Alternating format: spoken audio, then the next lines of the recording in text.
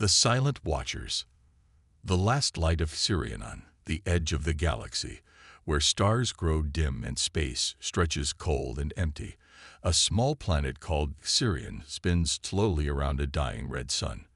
The world once bloomed with crystal cities and floating gardens, but now only scattered settlements remain, hidden beneath protective domes that flicker like candles in the cosmic wind. The Kithani people who call this world home are not what they used to be. 3 centuries ago, they numbered in the billions across dozens of worlds. Their tall, graceful forms moved through the galaxy as healers and teachers, their silver skin glowing softly with an inner light that reflected their peaceful nature. They possessed knowledge that could mend broken bones in minutes, cure diseases that plagued other species for generations, and even heal the damage done to planets by war and pollution. But peace, as the Kethani learned, is not always welcome in a galaxy torn by conflict.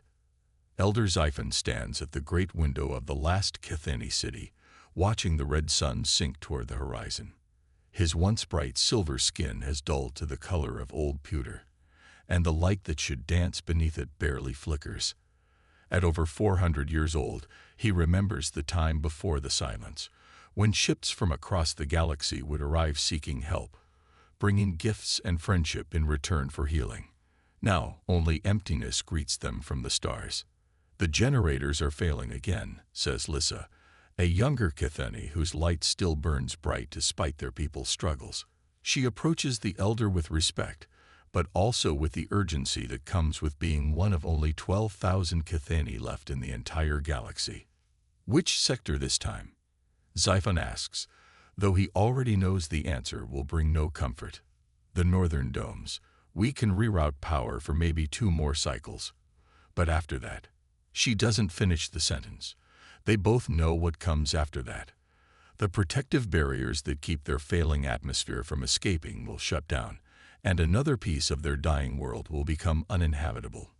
Xiphon nods slowly. The Kithani had always been a people of science and wisdom, but even their advanced technology cannot run forever without proper resources. When the Galactic Federation cut them off 300 years ago, they also cut off access to the rare materials needed to maintain their cities. The Great Betrayal. The memory of that day still burns in Xiphon's mind like a fresh wound. He was young then, barely past his first century, working alongside the greatest healers of his people when the galaxy erupted into what historians now call the Sector Wars. Dozens of species fought for control of trade routes and resource-rich worlds, and the casualties mounted by the millions. The Kithani did what they had always done. They offered to help. Their healing technology could save countless lives, restore damaged worlds, and maybe even bring peace through their advanced medical knowledge. But the Federation's War Council had other plans. "Share your healing technology with us," demanded General Thrak, a brutal reptilian commander whose scales were scared from a dozen battles. "Give us the blueprints, the formulas, everything. We need weapons that can heal our soldiers instantly so they can fight again." The Kithani Council, led by the wise elder Mithun, refused. "Our knowledge is meant to preserve life, not extend war," they said. "We will heal any who come to us seeking aid, but we will not create tools for endless conflict." The Federation's response was swift and merciless. Trade embargoes, travel restrictions, and finally complete isolation. Within a year, the Kethani found themselves cut off from the galaxy they had served for millennia. Their colonies on other worlds were abandoned, their people forced to return to Sirion or face persecution. "They called us traitors," Xiphon whispers to himself, the old pain still sharp after all these years. Traitors for refusing to help them kill more efficiently. A signal in the dark. The alert chime that sounds through the city is soft and melodic, as all Kithani technology tends to be, but it carries an urgency that makes Xiphon's heart skip. It has been 37 years since the last ship visited their system, and that was only a lost cargo vessel that jumped away the moment they realized where they were. "Elder," Lissa's voice carries across the communication system, filled with something Xiphon hasn't heard in decades, excitement. "You need to come to the observation deck immediately. We're picking up a signal. Xiphon moves through the crystal corridors of their city with a speed that surprises even him. Other Kethani emerge from their homes and workplaces, all drawn by the same impossible hope. Could it be? After all this time, the observation deck buzzes with quiet activity as technicians work at consoles that haven't seen this much use in generations. Through the great transparent dome overhead, the stars look the same as they always have, distant and cold. But somewhere among them, something is moving toward Sirian. It's definitely artificial, reports Kess, their chief communications officer. His silver skin flickers with patterns of light that indicate deep concentration. The signature is unlike anything in our databases, but the mathematical structure of their transmission protocols suggests high intelligence. Are they trying to communicate? Xiphon asks. Not exactly. It's more like they're announcing themselves, broadcasting their peaceful intentions, and requesting permission to approach. Kess pauses, his light patterns shifting to show confusion. Elder, they're using 17 different languages, including several we haven't heard in centuries. This stops Xiphon cold. Most species in the galaxy communicate using the standard Federation trade languages. Only scholars and historians still remember the old tongues that were spoken before the Federation standardized everything. Who would know these ancient forms of communication? There's something else, Lissa adds, her voice barely above a whisper. The ship, it's not like anything we've seen before. The design is crude by our standards, but it's also beautiful, like it was built by someone who cared more about the journey than the destination. First contact. The ship that appears on their screens 3 hours later is indeed unlike anything the Kethani have ever seen, where most galactic vessels are sleek and standardized. This one looks like it was assembled from a dozen different technologies. Its hull bears the scars of long travel, and its design speaks of a people who build things to last rather than to impress. But what strikes Xiphon most is the way it moves. There's a carefulness to its approach, a respect for the space around Sirian that no Federation ship has ever shown. It doesn't demand clearance or announce its authority. Instead, it simply waits, holding position at the edge of their system until invited closer. Send them standard greeting protocols, Xiphon instructs. Let them know they are welcome to approach, but ask them to identify themselves and state their intentions. The response comes back faster than expected, and when it does, it changes everything. Greetings, people of Sirian. We are the crew of the human vessel Wanderer's Hope. We come seeking knowledge and friendship, not trade or conquest. We have heard whispers of your people in the old archives, stories of great healers who once brought peace to the galaxy. If you are willing, we would be honored to meet you and learn from your wisdom. Humans. Xiphon searches his memory for any reference to this species and finds only fragments. A young race, barely a few centuries into space travel, known for their curiosity and their tendency to explore dangerous regions of the galaxy. The Federation considers them a minor player, barely worth acknowledging. So why would they come here? The Wanderer's Hope. Captain Sarah Chen steps through the airlock of the Kethani city with the careful respect of someone who understands they are witnessing something precious. Behind her, her small crew follows with the same reverence. There's Marcus, her chief engineer, whose prosthetic arm bears the marks of a dozen repairs. Dr. Yuki Tanaka, their medical officer, carries a scanner but keeps it carefully powered down out of courtesy. Lieutenant Commander James Wright, their pilot, moves with the quiet alertness of someone trained for combat, but hoping never to use it. The Kethani who greet them are breathtaking in their alien grace. Elder Xiphon approaches with measured steps, his silver skin creating patterns of light that seem to welcome them without words. When he speaks, his voice carries the weight of centuries. Welcome, humans of the Wanderer's Hope. I am Elder Xiphon, speaker for the Kethani people. We are surprised by your visit. It has been many years since anyone sought us out. Captain Chen removes her helmet and bows slightly, a gesture of respect she learned from studying the old archives. The honor is ours, Elder Xiphon. We've spent months following traces of your people through ancient databases and forgotten star charts. We come because we believe the galaxy has made a terrible mistake in forgetting you. Something flickers in Siphon's eyes. Hope, perhaps, or maybe just curiosity. And what brings humanity to this conclusion? Your species is young in galactic terms. What could you possibly know of our history? Dr. Tanaka steps forward, her dark eyes bright with enthusiasm. We found medical texts in an abandoned archive on Kepler Station. Healing techniques that could revolutionize medicine, environmental restoration methods that could save dying worlds. But more than that, we found stories. Accounts of a people who chose compassion over conquest, who refused to weaponize their gifts even when threatened. Stories that made us ask why such people would be forgotten. Adds Marcus, his mechanical hand gesturing to encompass their surroundings. And when we learned you were still out here, still alive, we knew we had to come. Elder Xiphon is quiet for a long moment, his internal light pulsing in patterns that his people recognize as deep thought. When he speaks again, his voice carries a weight of sadness that 3 centuries of isolation have created. The galaxy forgot us because we would not help them kill more efficiently. The Federation demanded our healing technology to create super soldiers, warriors who could be patched up and sent back into battle again and again. When we refused, they cast us out. Then they were fools, Captain Chen says simply. And we're here to prove that not everyone agrees with their decision. The offer. What happens next will be remembered by the Kethani for as long as their race exists.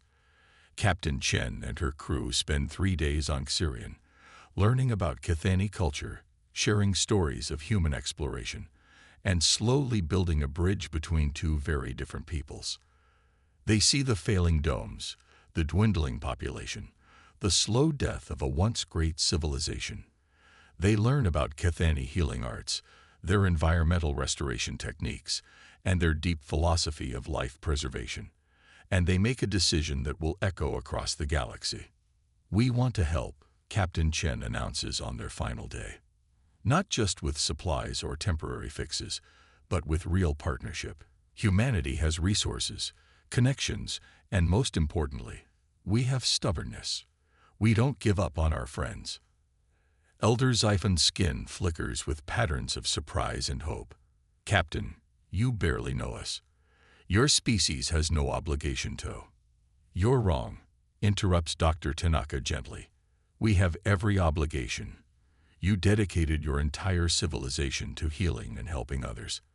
When the galaxy turned its back on you, it lost something precious. Maybe we can't fix that mistake entirely, but we can make sure it doesn't continue. Lieutenant Commander Wright nods firmly. My grandmother always said that when you see someone doing the right thing, even when it costs them everything, you stand with them. That's what defines who you are. Marcus grins, his scared face lighting up with determination. Besides, we humans are good at fixing impossible problems. It's kind of our thing. The promise made. As the Wanderer's hope prepares to depart, Elder Xiphon stands with Captain Chen in the observation deck, watching human engineers work alongside Kethani technicians to install emergency power converters that will buy the failing dome's precious time. Why? He asks quietly.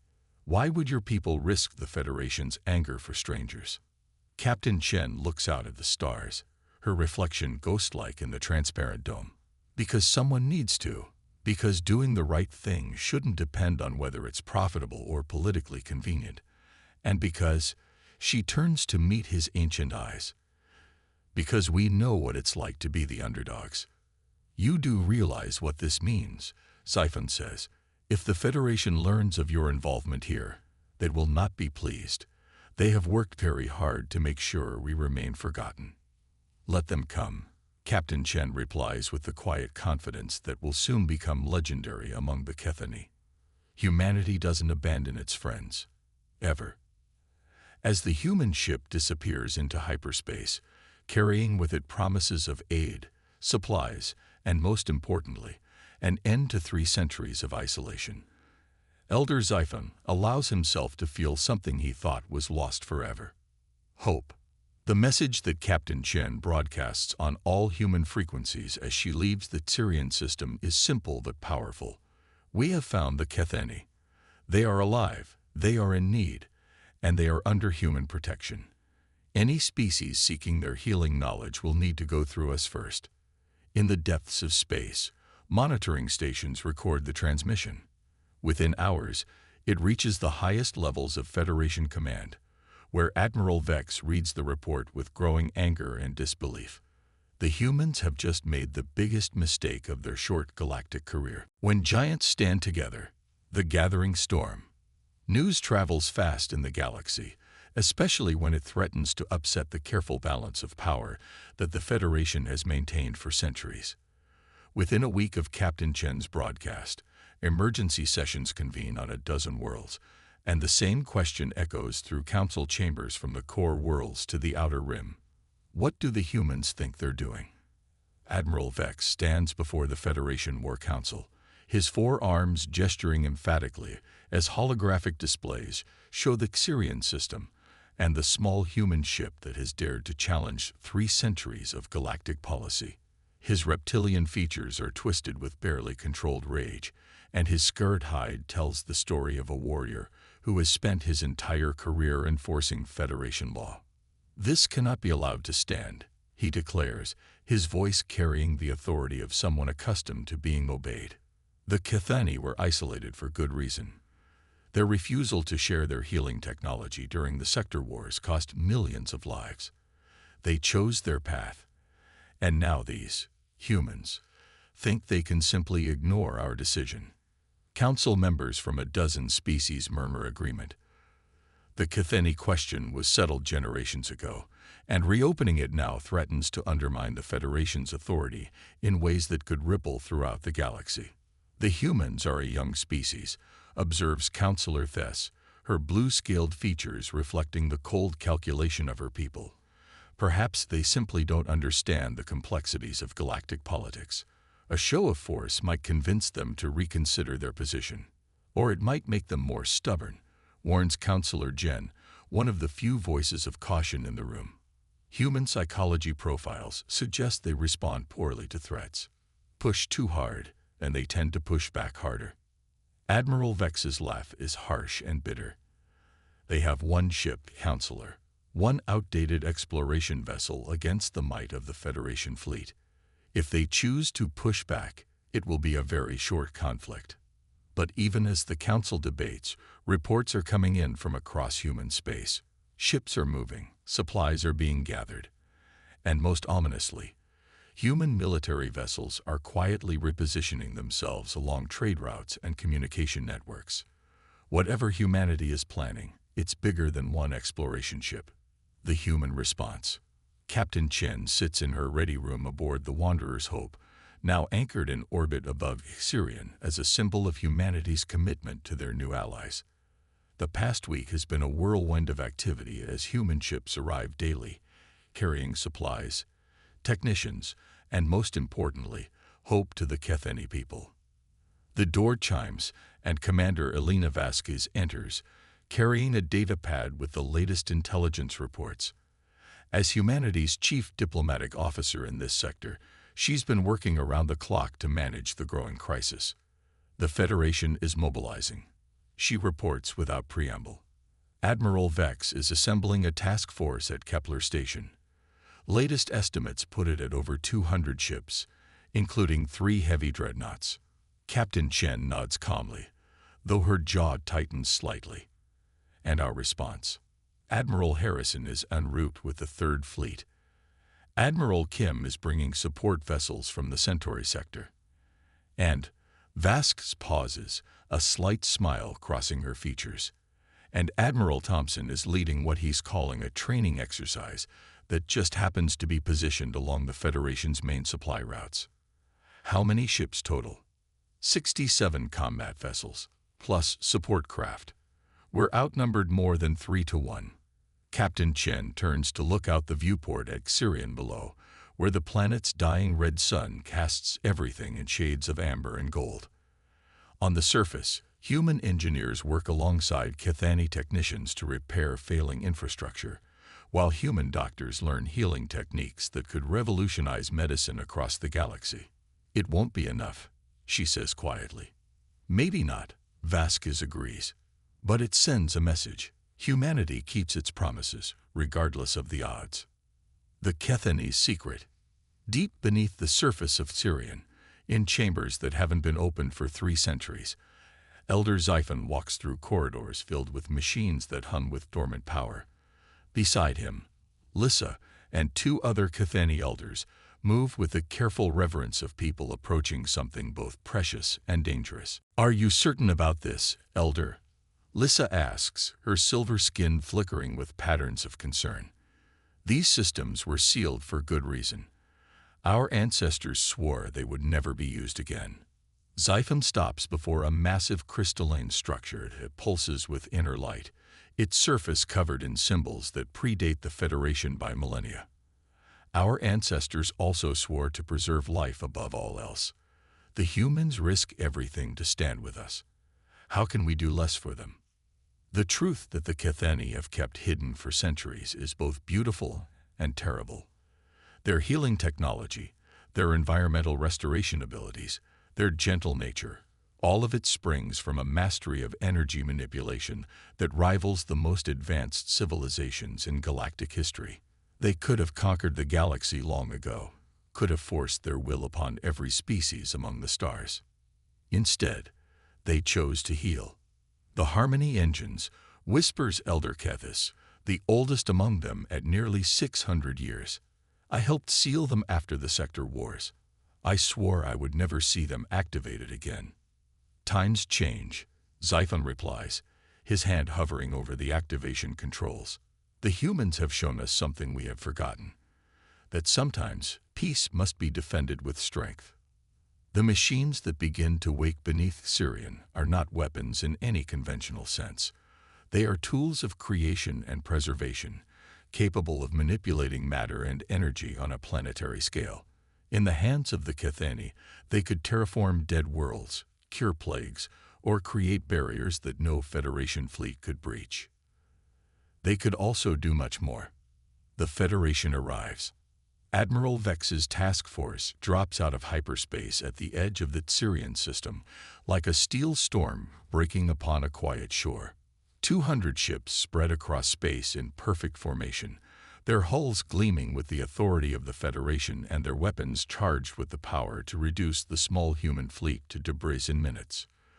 The Wanderer's Hope sits calmly in orbit above Sirion, flanked by 66 other human vessels that look tiny and fragile compared to the Federation dreadnoughts. But they don't move, don't retreat, don't show any sign of the fear that logic says they should be feeling. "This is Admiral Vex of the Federation fleet," comes the transmission, broadcast on all frequencies.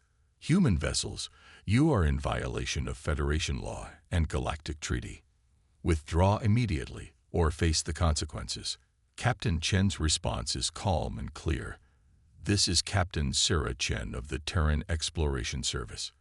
We are here at the invitation of the Cathani people, in accordance with standard diplomatic protocols. We have committed no crime and violated no treaty. The Cathani are under Federation jurisdiction." Vex replies, his voice carrying the weight of 3 centuries of precedent. "They have no authority to invite foreign powers into this system. The Cathani are a sovereign people," Chen responds. "The Federation abandoned them. You cannot claim jurisdiction over those you have cast aside." The argument continues for hours, broadcast across the galaxy by news services that recognize a historic moment when they see one. Humanity, the youngest member of the galactic community, standing against the Federation's might to defend a forgotten people. It's the kind of story that shapes legends, but stories don't stop plasma cannon. The battle begins. The first shots come not from the massive Federation dreadnoughts, but from a smaller cruiser whose captain grows tired of waiting for orders. A single plasma bolt streaks across space toward the human frigate Determination, and in that moment, diplomacy dies. The human response is immediate and coordinated. The Determination rolls away from the plasma burst, while two of her sister ships lock onto the Federation cruiser and return fire. Particle beams lance through space, striking shields that flare with brilliant light. All ships, Captain Chen's voice cuts through the chaos. Defensive pattern Delta. Protect Sirian at all costs. What follows is not the brief, overwhelming victory that Admiral Vex expected. The human ships fight with a ferocity and coordination that surprises even veteran Federation commanders.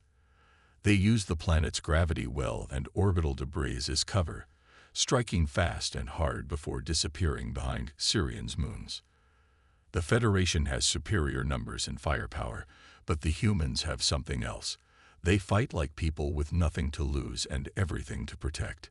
Every ship that falls takes at least one Federation vessel with it, and sometimes more. But mathematics is a cruel master, and even courage has its limits.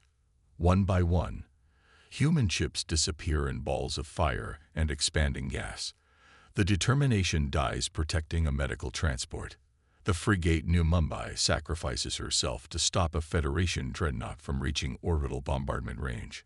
After 6 hours of battle, only 12 human ships remain functional, including the Wanderer's Hope.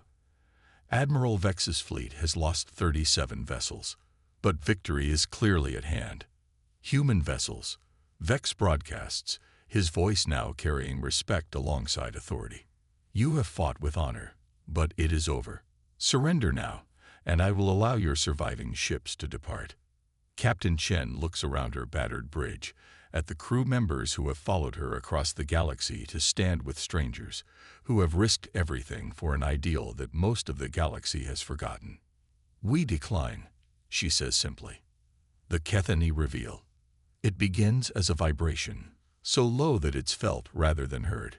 Throughout the Federation fleet, instruments register fluctuations in local spacetime, energy readings that make no sense, gravitational anomalies that shouldn't exist.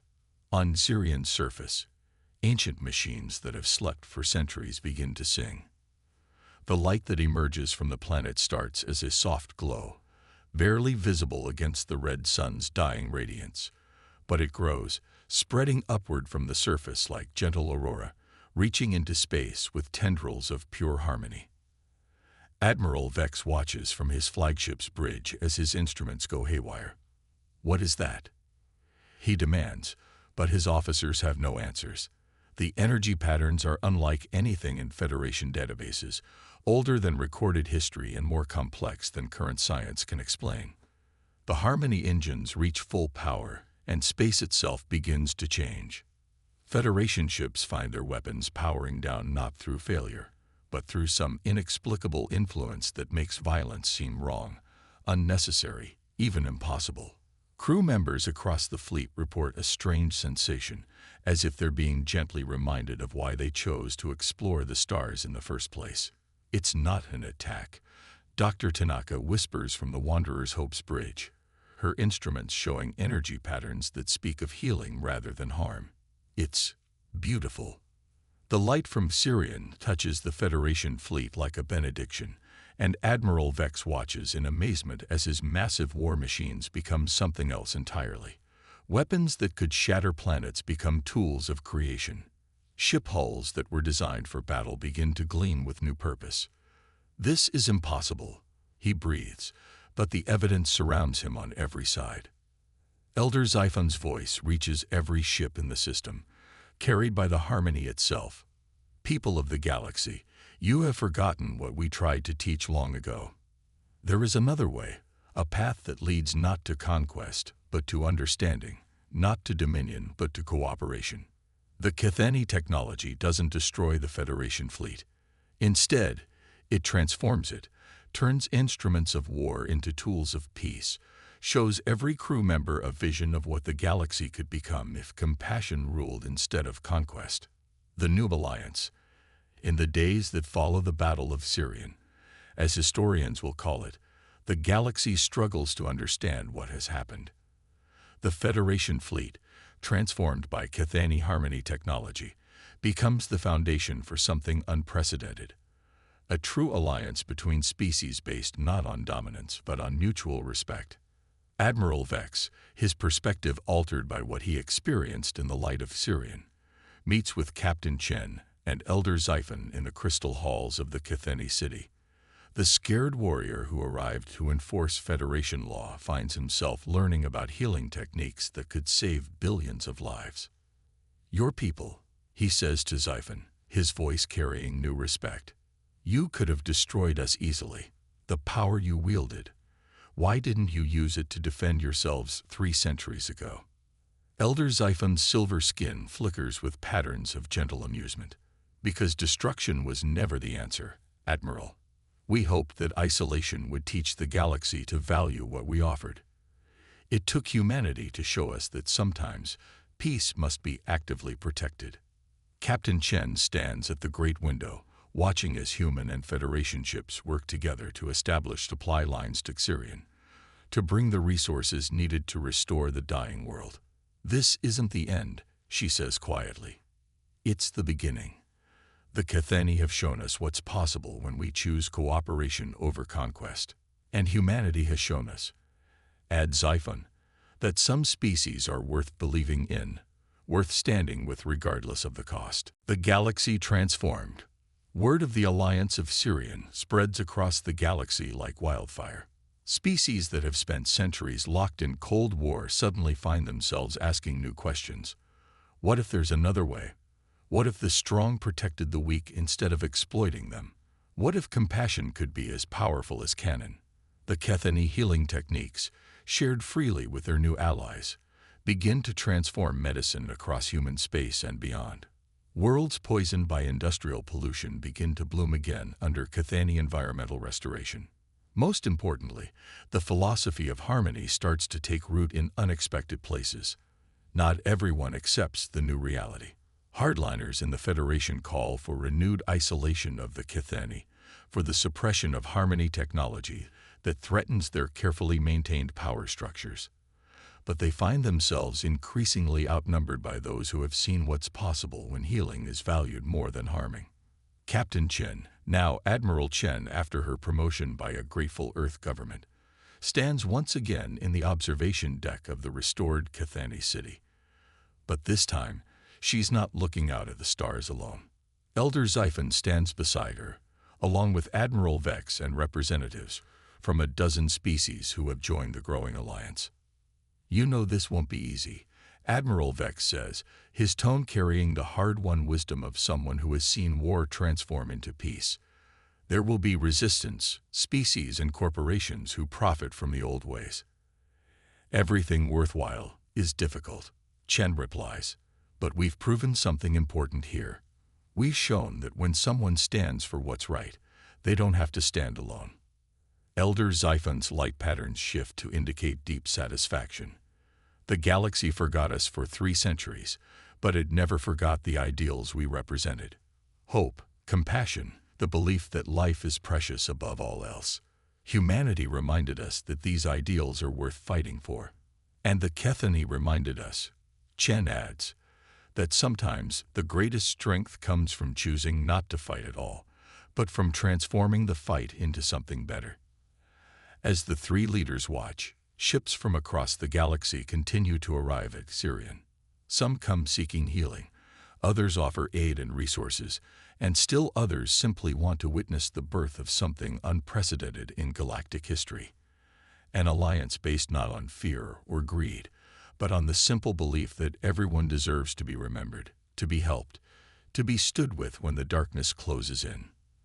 The forgotten alien race has found more than an ally in humanity. They have found the key to transforming a galaxy that had lost its way. And in the depths of space, monitoring stations record a new kind of signal spreading from star to star. Not the harsh broadcast of military commands or trade negotiations, but something gentler and infinitely more powerful. The song of harmony, carrying the promise that no one who stands for peace will ever stand alone again.